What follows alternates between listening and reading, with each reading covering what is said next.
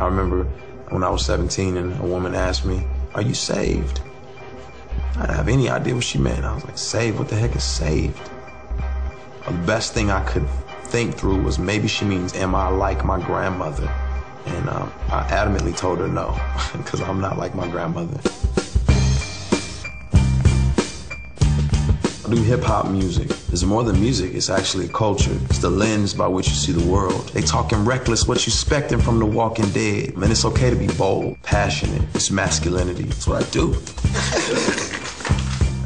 I used to sneak and watch rap videos in my grandmother's house because I was too little. She wouldn't have let me watch them.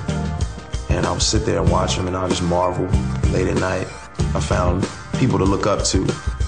There were no Barack Obamas, there were no Martin Luther Kings and Malcolm X's. They'd all passed away, and so I had Tupac.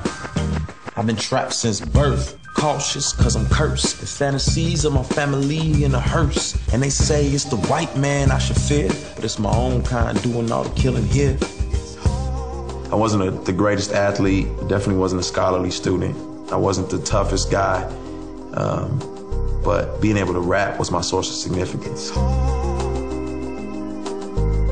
I grew up wrestling with significance because my father and my mother weren't together. Never met my father.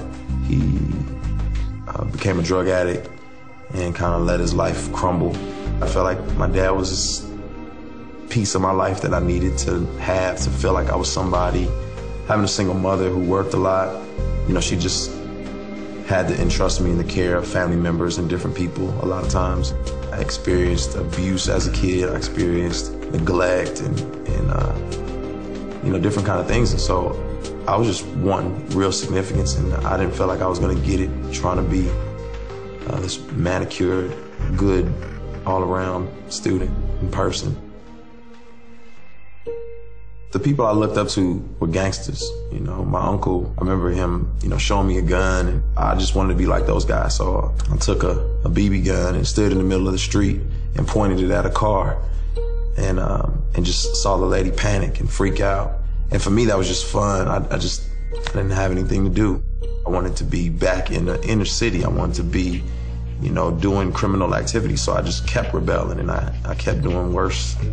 In drugs, 16, fighting all the time. Got arrested in high school for stealing. He was just like, man, what are you gonna do with your life? Got put on a gang list. I remember thinking like, man, I guess I'm supposed to care. Went from drugs to drinking to I'm a wreck, partying to I don't fit anywhere. I'm just this misfit of a person.